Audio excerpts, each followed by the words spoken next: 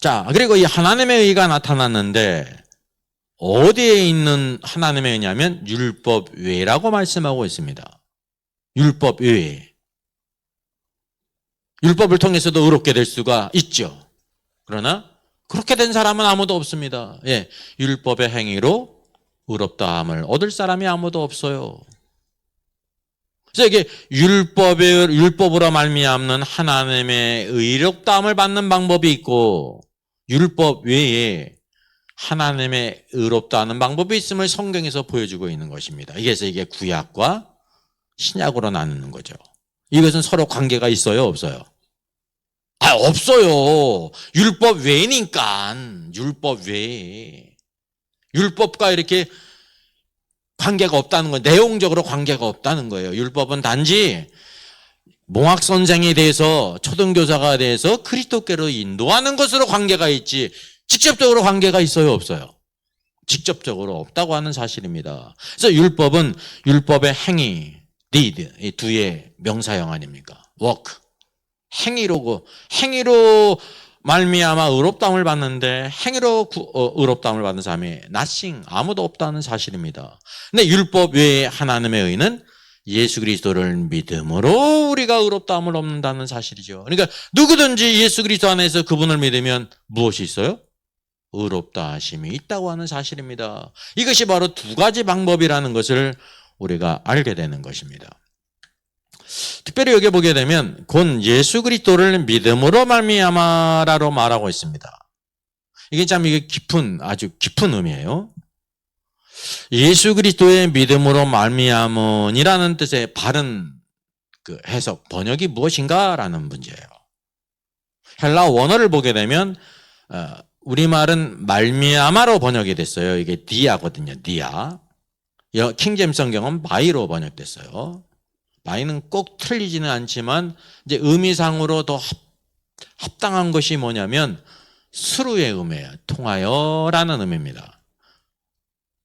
이 말씀이 어디에도 쓰였냐면요. 에베소서 2장 8절. 구원에 관한 놀라운 말씀이죠. 너희는 그 은혜에 의하여 그랬어요. 은혜에 의하여라고 말할 때 여기 영어 성경은 by grace라고 말해요. by grace. 또 믿음으로 말미암아 구원을 받았다라고 말하고 있습니다. 믿음으로 말미암아 through faith예요. 이것이 너희에게서 난 것이 아니요 하나님의 선물이라. 행위에서 난 것이 아니니 이는 누구든지 자랑하지 못하게 함이라라고 말씀하고 있습니다. 세기 동일하게 보게 되면 디아 피스테오스라고 말하고 있는데 동일한 디아를 에베소 성경에는 수루라고 번역을 했어요. 근데 로마서 성경에는 뭐라고 번역했어요? 바이로 번역됐죠. 물론 이 디아라는 것이 바이로도 번역될 수가 있고 수루로 번역될 수가 있는데 이렇게 서로 틀리게 번역됐다는 것을 우리가 이제 깨달을 필요가 있습니다. 이거를 바르게 이제 에베소 성경 말씀을 이제 번역한다고 하면 또 깊이 문자적으로 한다고 하면 예수님을 통해서 주님을 믿는 것이다라는 의미가 된다고 하는 사실입니다. 예를 들어볼까요? 히브리서 12장 2절은 믿음의 주여 온전케 하시는 예수를 바라보자라고 말하고 있습니다. 여기서 믿음의 주여 할 때 우리가 그냥 생각할 때 주여 그러니까 우리가 예수님을 주여라고 말하듯이 로드 그렇게 부른다고 생각하기 쉽습니다. 아니에요. 여기 원문은 뭐냐면 헬라어 원문은 아르케고스예요. 아르케고스. 뜻이 통치자, 지도자, 창시자 그런 뜻입니다. 킹제임스 성경은 뭐라고 번역하냐면 the other라고 번역됐습니다. 이 땅에 수많은 사람이 저자가 있잖아요. 스스로 창작해 있어요. 창작해내는 것이 참 어렵지 않습니까? 미술이든지 음악이든지 아니면 문학이든지. 이 주라고 하는 것은요. 그분이 창시자라는 의미예요. 창시자. 그래서 이것들을 온전히 볼 때 믿음은 누구만이 만들어낼 수가 있다는 거예요. 예수 그리스도 누구를 바라보자 그랬어요? 믿음의 주요 온전케 하시는 예수를 바라보자. 예수님이 우리의 믿음의 주요 창시자라는 뜻입니다. 이 말은 뒤집으면 무슨 뜻이냐면 사람이 믿음을 만들어낼 수 없다는 것입니다. 여러분, 믿음이 우리 안에 있다고 해가지고 믿음이 우리 안에서 만들어진 것이 아니에요. 믿음은 누가 만드신 거예요? 믿음의 주이신 창시자이신 예수 그리스도께서 만드신 것입니다. 그래서 에베소 2장 8절은 이 믿음을 뭐라고 부르고 있습니까? 하나님의 선물이라. 이 선물이 누구에게 있었어요? 하나님께 있었는데 하나님이 우리에게 주신 겁니다. 그 선물이 우리 안에 있다고 해가지고 우리 안에서 생겨난 게 아니라는 거죠. 그냥 우리 안에 있는 거죠. 출처가 누구예요? 하나님이라는 것입니다. 이게 바로 구원의 하나님의 절대적인 주권을 우리에게 보여주고 있는 것입니다. 자, 그래서 두 번째, 그럼 예수 그리스도의 스루페이스란 어떤 의미인가? 예수 그리스도의 믿음으로 말미암아가 이제 믿음을 통하여라는 뜻이에요. 믿음을 통하여 구원을 받았다. 그래서 믿음에 대한 오류가 있는데요. 내가 믿었기 때문에 구원받았잖아요. 구원받지 못한 사람은 뭐가 없어서 구원 못 받았어요? 믿음이 없어서 구원받지 못했어요. 그래서 우리가 어떻게 생각하냐면, 나는 내가 믿었기 때문에 구원받았구나. 이 믿음이 내 안에서 생겨났구나. 라고 생각한다는 것이죠. 무의식적으로. 왜? 내 안에 있으니까. 내 안에서 생겨났다고 생각한다는 것입니다. 그것이 아니라는 것입니다. 믿음은 하나님의 선물이에요. 선물이란 뜻은 은사라는 말과 똑같은 말입니다. 기프트. 여러분, 우리가 은사할 때 잠깐만 뭐를 생각해요? 은사 중에 대한민국 성도들이 대표적으로 제일 사모하는 게 있죠.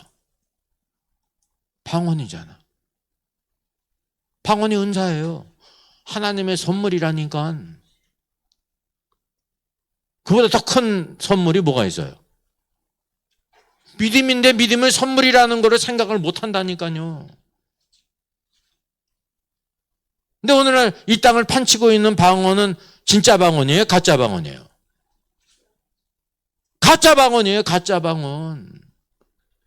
방언은 하나님이 이렇게 주시는 겁니다. 내가 그 언어를 배우지 않았는데 하나님께서 그 언어를 말하게 하시는 겁니다. 사도행전 2장에 나오는.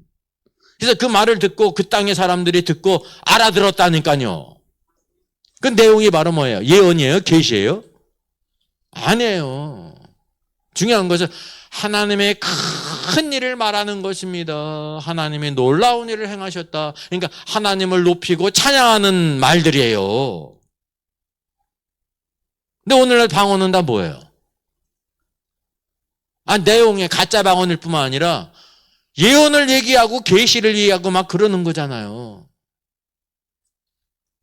이게 얼마나 악하고 음란한 것입니까?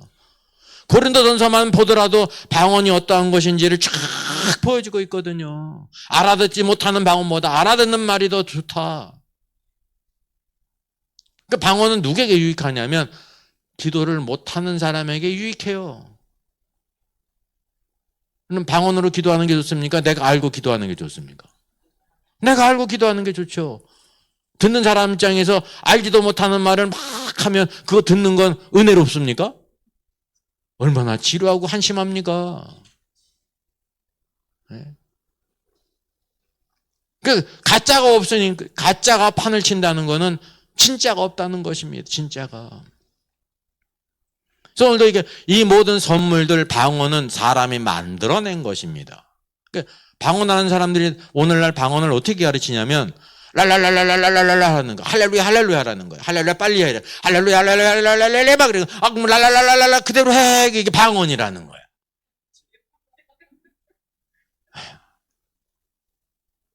이성적으로 생각해도 그 사람이 만들어낸 거잖아요. 이것도 엉터리 듣기도 싫은. 세상 사람이 들어도 어휴 저 미쳤구만. 근데 그거 하느냐고 죽기까지 그냥 방언 박자고. 사람이 만들어낸 겁니다. 이게 만들어낸 거. 힌두교, 불교 모든 종교마다 다 뭐가 있어요? 방언이 있어요. 알지도 못하는 말들 똑같이. 다른 종교에도 방언이 있어요. 알아듣지 못하는 말들. 딱 가짜죠. 오늘도 여기 뭘 하느냐면 믿음도 사람이 만들어낸 게 아니라는 거예요. 우리 안에 있다고 해서 하나님께서 선물로 주신 것이다 라는 것입니다. 자, 그러면 구약의 사례를 우리가 들어보겠습니다. 출애굽기 12장은 6월절을 우리에게 보여주고 있습니다. 어린 양의 피를 양을 먹을 집 좌우 문설주와 임방에 바라라. 우리가 중요한 것이 어린 양을 잡아서 그 피를 임방과 문설주에 바른 사람들을, 중요한 사람들을 읽어보겠어요? 대표적으로 누가 있어요? 모세가 있고 아론이 있고 미리암도 있고 여호수아도 있고, 나중에 모세를 데려가다가 죽은 누구도 있어요? 고라와 다단과 아비람도 있고, 또 수많은 잡족들이 다 구원받았잖아요. 왜 구원받았어요? 6월절 어린 양을 잡아서 그 피를 발랐어요. 믿음으로. 하나님이 애굽 땅을 치고 심판하시니까 저렇게 해야 구원받는다는 것을 믿고 참여를 했단 말이죠. 모두 다 어린 양의 피를 다 임방과 문설주에 발랐습니다. 근데 임방과 문설주에 피를 바르는데 어떻게 발랐다는 것을 우리가 가정할 수 있습니까? 어떤 사람은 많이 발랐어요. 이거 적게 바르면 어떻게, 이게 혹시 못 보고 죽으면 어떻게 해야 되나, 많이 바른 사람이 있을 거 아닙니까? 아니면 중간 정도 바른 사람도 있을 거고, 어떤 사람은 적게 바른 사람도 있을 거 아니에요. 그러면 많이 바른 사람은 많이 살고 적게 바른 사람은 적게 살고 그랬어요? 많이 발라도 구원받고 적게 발라도 구원받고. 여러분, 이걸 우리가 꼭 기억해야 됩니다. 예수 그리스도를 믿음으로 말미암아 모든 믿는 자에게 차별이 없다는 거예요, 여러분.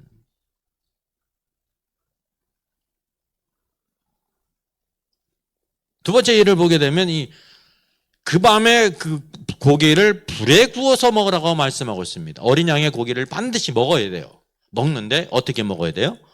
불에 구워서 먹어야 돼요. 불에 구워 안 먹으면 어떻습니까? 혹시 생각할 때 그냥 먹기만 하면 되지? 난 날 거 좋아하는데. 그런 사람 가끔 있더라고요. 그냥 이 고기를, 육고기를, 생고기를 먹는 사람도 있어요. 신선하다고. 하나님은 뭐라고 말씀하세요? 불에 구워서 먹으라고 말씀하고 있습니다. 불은 무슨 뜻이냐면 하나님의 심판으로 어린 양이 죽었다는 뜻을 가리키는 거예요. 뜻. 그 대표적인 예가 흠니와 비느하스가 제사장인데 죽임을 당했죠. 무엇에 의해서? 하나님에 의해서, 하나님의 내리신 불에 의해서 죽임을 당했어요. 그 이유가 무엇이었습니까? 다른 불로 분향을 했어요. 성소에 있는 분향단은 원래 하나님이 내리신 그 불로만 계속해서 분향을 하는 거예요. 흠니와 비느하스는 어떻게 생각하냐면 그 불이나 애굽에서 온 불이나 똑같이 다 향을 태우지. 이거면 어떻고 저거면 어때. 그래가지고 다른 불을 들였다는 것입니다. 하나님의 말씀을 거역한 거 아닙니까? 죽음을 당했어요. 죽음을 당하는데 어떻게? 불에 의해서. 왜 하나님은 불로 심판하세요? 불은 하나님의 심판의 도구예요. 왜? 하나님은 거룩하신 분이기 때문에 모든 악한 것들을 주님께서 어떻게 깨끗게 하시냐면 불로 깨끗게 하시는 건 태워서. 첫 번째 세상을 물로 심판했죠. 물이 심판의 도구예요. 이제 물로 심판하지 않고 이제 다시는 이제 비로 심판하지 않을 것을 말씀하셨잖아요. 그러니까 그게 뭐에 대한 암시예요? 불로 심판하신다는 거죠. 그래서 물이나 불은 하나님의 그 심판의 도구라는 것을 우리가 알게 되는 것입니다. 그러니까 어린 양을 불에 구워 먹는다는 것은 하나님의 심판에 의해서 죽음을 당한 거다라는 뜻이에요, 이게. 예수 그리스도는 대속주로서 우리 죄를 대신 지시고 죽으신 분이다라는 것을 언급하는 거예요. 그런 예수를 믿어야 된다는 거예요. 불에 죽지 않은 것은 뭐예요?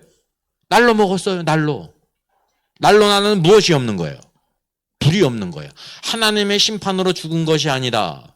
하나님의 심판은 무엇 때문에 있었냐면 우리 죄를 대신 지셨기 때문에 죽음을 당한 거거든요. 그래서 예수님이 대속주예요. 대속주를 믿지 않아요. 하나님의 아들을 믿지 않아요. 그냥 예수님은 그냥 좋은 분인데, 착한 분인데, 성인인데 억울하게 죽었어. 그러니까 어떤 죽음을 가리키는 것입니까? 성인의 죽음에, 성인으로서 세상적인 가르침. 예수님은 그냥 4대 성인 중에 한 사람이야. 그런 뜻이라니까요. 그 세 번째 뭘로 물어요? 불의 반대가 물이에요. 물에 삶아서 먹지 말아라 라고 말씀하고 있습니다. 물에 대한 대표적인 성경 말씀이 전도서 말씀이었죠. 너희 떡을 어디에 던지라? 많은 물 위에 던지라 그랬어요. 오늘 여러 교회들이 그 표를 많이 해놓고 하는데 빵을 왜 물 위에 던져요? 누구 먹으라고? 많은 물이 있는 곳이 어디예요? 첫째는 강이고 강물이 모여서 바다가 되잖아요. 많은 물은 강과 바다를 가리키는 거예요. 거기에 빵을 던지면 누가 먹어요? 물고기가 먹어요. 하나님은 물고기를 걱정하세요? 그리고 뭐라고 생각하냐면 그 조난당하다가 혹시다가 배고파서 죽을 사람들 그거 받아먹고 산다는 거야. 이런 어리석은 사람이 어디 있습니까? 대한민국에도 결식 아동들이 있고 노인들도 있고 수많은 사람들이 있는데 그거 갖다 주면 되지. 왜 물 위에 던져요? 물 위에 어리석게. 그게 여러분 비유입니다. 비유. 많은 빵. 우리말 성경은 떡으로 번역되는데 의역이 된 거죠. 동양은 떡이니까. 많은 빵은 사람이 떡으로만 살 것이 아니요 빵으로만 살 것이 아니요 하나님의 말씀으로 살 것이니라. 하나님의 말씀을 뭐로 비유했어요? 빵으로 비유했어요. 하나님의 말씀, 양식인 하나님의 말씀을 주라는 것입니다. 누구에게? 많은 물에게. 구약성경에서 많은 물은 무엇을 상징했습니까? 이방인들, 사람들을 가리켰다니까요. 이방의 모든 군대들을 많은 물들이 엄습하여 올 것이다. 성경이 다 그렇게 예언을 했다니까요. 요한계시록 17장을 보게 되면 많은 물이 앉아있는 큰 음녀를 보여줘요. 물 위에 사람이 앉아 있습니까? 없습니까? 없잖아요. 물 위에 앉아 있는 거는 누구밖에 없냐면요. 노루도 안 돼. 호랑이도 안 되고. 누구만 돼요? 오리만 돼요. 오리. 그럼 큰 음녀가 오리예요? 아니에요. 그 비유예요. 비유. 큰 음녀도 비유예요. 누구를? 로마 카톨릭을 비유하고 있는 것입니다. 여자 같지만 음녀다. 그러니까 많은 물이 바로 뭐냐 하면 그 15절에서 17장 15절에 말씀하고 있기를 이 많은 물은 열국과 백성과 언어와 백성들이다. 이 땅에 있는 수많은 사람들을 많은 물로 이렇게 성경은 말하고 있습니다. 그러니까 많은 물, 모든 세상 사람들에게 뭘 주라는 거예요? 하나님의 영적인 양식인 하나님의 말씀을 주라는 겁니다. 하나님의 말씀을. 그래서 이게 물에 의해서 어린 양이 죽었다는 것은 무슨 뜻일까요? 어린 양이신 예수님이 십자가에 죽으셨는데 누구한테 죽음을 당했다는 거예요? 많은 물인 이방인들, 사람들에 의해서 죽었다는 것입니다. 그러니까 누구를 제외해버려요? 하나님에 의해서 죽었다는 것을 제외해버리는 것입니다. 물론 사람들 때문에 죽었습니다. 유대인들이 십자가에 못 박으라고 했습니다. 빌라도가 불의하게 재판을 했습니다. 로마 군병이 그것을 집행했습니다. 근데 예수님이 그때 돌아가신 것이 아니에요. 12시부터 제3시까지 온 땅에 어둠이 임했지 않습니까? 그때 마지막에 주님이 돌아가셨어요. 왜? 하나님이 그분을 심판하셨기 때문에. 세상 죄를 지고 가는 하나님의 어린 양으로서 서 있었기 때문에 공의로우신 하나님께서 그분을 심판하심으로 죽이셨어요. 그래서 물에 삶아 먹는다는 것은 예수님을 하나님에 의해서 죽은 것이 아니라 우리의 죄 때문에 죽은 것이 아니라 그냥 순교자로서 죽은 것이다. 예수님은 좋은 분이지만 억울하게 순교자로 죽은 것이다라는 것입니다. 이게 아니라는 거예요. 흠리와 비느하스도 불에서 죽음을 당했고 소돔과 고모라도 불과 유황비에 의해서 죽음을 당했고 마지막 모든 불신자들은 어디에 들어가요? 불못에 들어가요. 불못. 예. 그 불못의 불은 어디로부터 흘러나오는 불이에요? 하나님의 보좌로부터 흘러나오는 불이에요. 심판, 공의로우신. 그러니까 하나님의 심판을 가리킨단 말입니다. 이 모든 것이 유대인이나 헬라인이나 차별이 없다는 것을 우리가 알게 되는 것입니다. 구원받는 것도 마찬가지예요. 이렇게 차별이 없다. 또 이 신약과 신약에 나타난 하나님의 의의가 차별 없다는 것을 누가복음 19장 문화 비유를 통해서 알 수가 있습니다. 문화는 중요한 것이요. 은화예요. 실버. 은으로 만든 돈이에요. 누가복음 19장 21절에 그들이 이 말씀을 듣고 있을 때 비유를 더하여 말씀하시니 이는 자기가 예루살렘에 가까이 오셨고 그들은 하나님의 왕국이 당장에 나타날 줄로 생각함이로라. 그러면서 어떤 귀인이 왕위를 받아가지고 오려고, 더 정확히는 himself a kingdom입니다. 그 자신이 왕국을 받아가지고 오려고. 왕이나 왕국이나 똑같은 거예요. 왕권. 먼 나라로 갈 때 그 종열을 불렀습니다. 그 종열은 누구입니까? 모두 믿는 신자들이죠. 주님이 승천하시면서 내가 다시 올 때까지 장사하라. 불신자가 아니라 신자들인데 신자들에게 뭘 주셨습니까? 열문화를 주셨다는 것입니다. 10명의 종들에게 열문화를 주셨다는 것은 몇 문화씩 주셨다는 거예요? 한 문화씩 주셨다는 건 동일하게 한 문화. 이거를 우리가 이제 적용해 본다고 하면 여러분, 베드로도 한 문화고요, 바울도 한 문화고요. 성경에 나오는 모든 사람들이 구원받은 사람이 다 한 문화예요. 누구도 한 문화. 십자가 옆에 강도도 한 문화. 동일해, 동일. 왜 여러분, 어떻게 십자가 옆에 강도하고 사도 바울과 베드로 같은 사람도 한 문화입니까? 차별이 없습니까? 그렇게 생각할 수 있잖아요. 성경은 말씀하고 있는 겁니다. 결과적으로 차별이 없다. 은은 그리스도의 구속을 가리키는 것입니다. 거꾸로 얘기하면 예수님이 사도 바울을 구원하시기 위해서 피를 요만큼 흘리시고, 사도 바울은 죄가 적으니까 요만큼 흘리시고, 십자가 앞에 강도를 위해서는 피를 이만큼 흘리신 거예요. 맞아요? 틀려요? 잘 이해가 안 가요?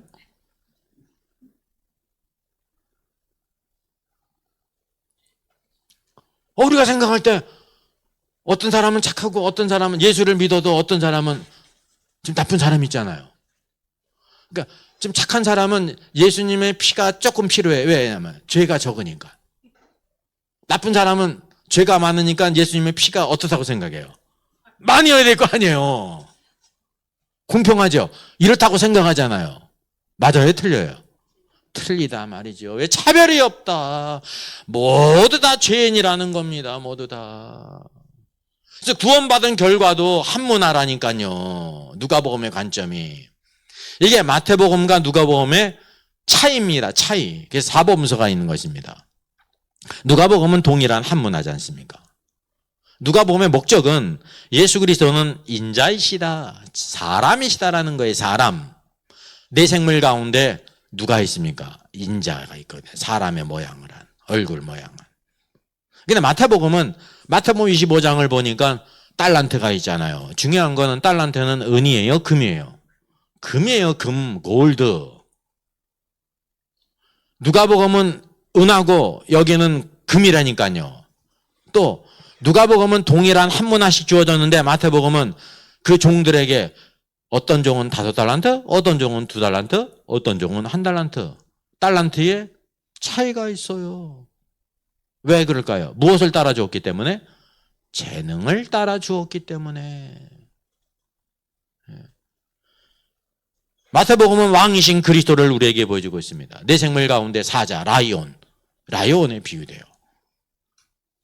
예수님을 따르는 우리가 제자가 돼야 된다는 거죠. 그래서 마태복음의 시작은 유대인의 왕이 어디 계시뇨? 라고 시작되어집니다. 예수님의 왕이세요. 그뿐만이 아닙니다. 마지막 예수님이 부활하신 후 승천하실 때 그분은 어떤 분이셨습니까? 주님은 말씀하시기를 하늘과 땅의 모든 권세를 내게 주셨으니라고 말합니다.